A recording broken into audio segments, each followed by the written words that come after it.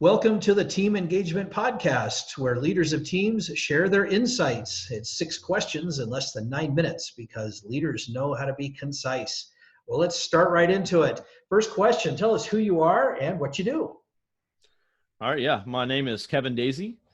I own and operate a company called Array Digital. We're a digital marketing agency based in Virginia.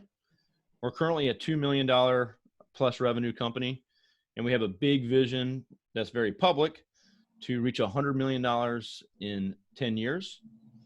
We have a podcast that I also host called Journey to $100 million. So you can look that up. Fantastic. Thank you. Second question, what's the best thing about working with a team? So it's not just the team, but it's the team. It's a team that creates teamwork, right? So anyone can have a team, but the team that actually can produce and create teamwork. So, and teamwork it helps us solve problems. And so for me, I'm an entrepreneur. I own a business, and you no longer have to be the jack of all trades. You're limited. Your growth is limited by what you can do. And most entrepreneurs start out with, they did it themselves until they killed themselves to say, I'm going to hire somebody. Right. They still don't have that concept of a team and what that means. But since I've been doing this for quite a while, to create that environment of a team that can collaborate, that can solve problems that you don't have to micromanage. That's really what's awesome about being part of a team. And I think really the best part is bringing on that team member that the rest of the team felt we needed to fill a gap or a need, and then to watch that person grow and excel and to get rewarded for that. Oh, I love that. Thank you. Question number 3. I hear from other team leaders that it can be a challenge to get team members engaged. What are your thoughts on that?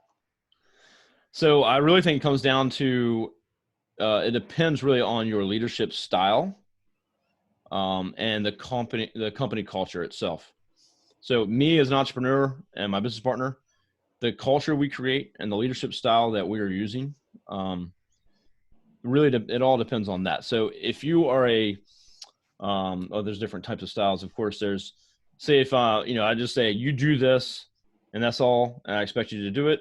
I guess, what do they call that? Kind of a I can't remember command and control type of an approach. There you go. Yeah, exactly. So basically, a high-paced place, a high-intensity place, may be required in some cases, but you're not going to get a lot of engagement from your team.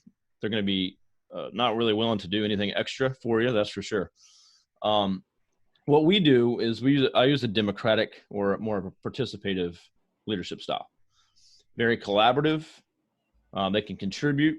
We go to our team to ask them what they think of things and get their buy-in. Ultimately, we can make the decision, but they know that they have impacted it somehow and that they feel like they have a voice. That's the only way you're going to create a great team, pretty much. And if you do that, they will call out bad people. You won't even be able to hire bad people, basically. And so for us, we don't have that issue. We have an awesome team. They would let us know if anyone's done anything wrong or dishonest.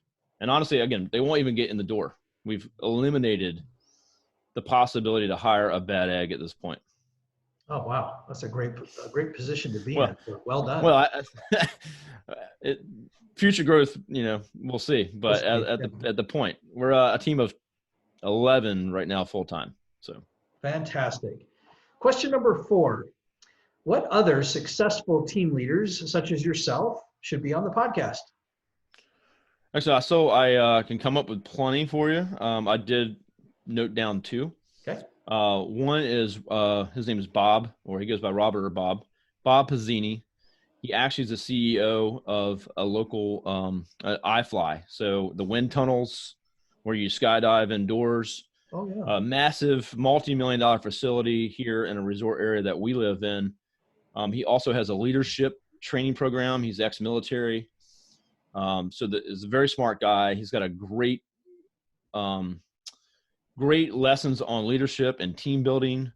So he's just literally a great person to talk to about that. Plus he has a successful business. And so I think he'd be great for that. Great. He's actually looking to open up a hockey arena next, and he's got big plans. So great guy to talk to. The other one is Chris Ruddick.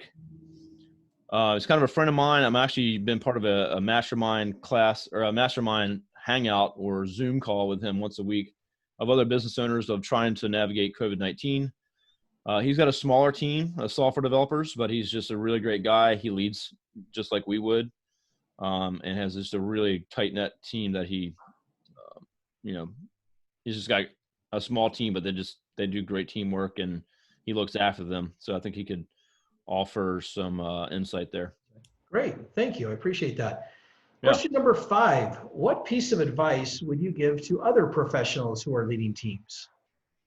Yeah. So again, be inclusive. Really meaning anything you're going to do, the team's going to find out. So if I make an operation change or decide that we're going to add this new service or whatever, my team's going to find out and they have to go do that. And they might question, why are we doing this? We be inclusive. We say, hey, we're thinking about doing this. We know it's going to add more work to this person or cause a problem over here. Let's talk about this and see if it makes sense. At the end of the day, of course, we can make a decision, but try to be inclusive as much as you can. Allow your team members to contribute, again, to all decisions if they can. And then set up an environment that almost makes your team be collaborative. Like we don't, the way we set up our team, we make sure there's no siloed people. So no one should be off on their own and doing their own thing and never talk to anybody else.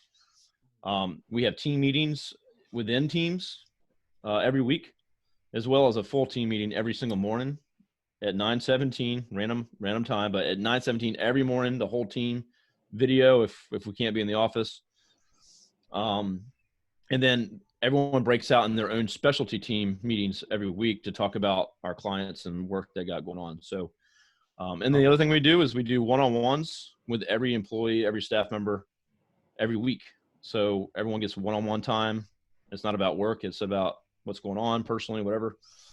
So we have a lot of communication and collaboration, and we kind of create an environment for that. If you need some help or you need an answer, you go to another team member.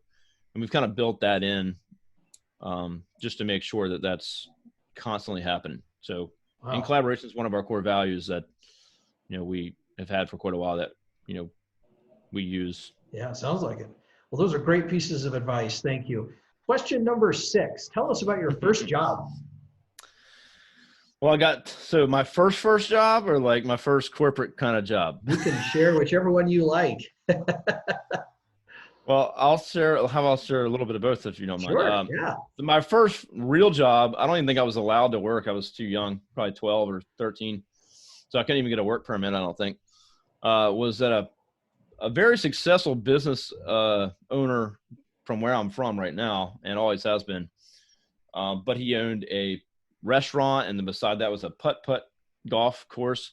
So I was, for $5 an hour, I was the putt-putt golf course maintenance guy in the morning. So I would get in the morning, it was early, like 5 or 6 in the morning. And I would have to go vacuum all the greens, pick up all the golf balls, clean out the pools and all that stuff, clean up everything, and then get it ready for to be open. So it was a short time too, because I think I had to be done and cleaned everything up so that the workers that run it could come in. So I probably had like a 2-hour or 3-hour morning, and that would be it. And that was my first job illegally, I guess. And my first real job, corporate, was at an engineering firm. I went to school for drafting technology, CAD. So I worked in a civil engineering firm doing design and CAD operations. But of course, found my true passion, which was websites and marketing, and started my own business while I was at that firm eventually. So, but it led me to where I'm at. So I'm happy that I was able to get that position. Fantastic. Thank you so much for sharing those stories and experiences and those areas of wisdom and insight. We really appreciate it. Well, Kevin, thank you for being on the podcast today. How can people find you? You can look me up at Kevin Daisey. Pretty much I got my name on everything because my name's unique, I guess. My last name is Daisey, Daisey. So Kevin Daisey, if you Google me or look me up on LinkedIn, that's the best way to connect with me. You can also go to journeyto100million.com or search for that podcast. We have a daily podcast, I think about 450 plus episodes at this point. Wow. Tons of quick tips, 5-minute long episodes. And we're at, we average around 7,000 to 8,000 downloads, I think, right now. So very good. You can go check that out. Great. Well, thank you. This is Sean Richards with the Team Engagement Podcast. You can find more ideas by looking at our LinkedIn profile, Blue Sky Business Consulting, and have a great day.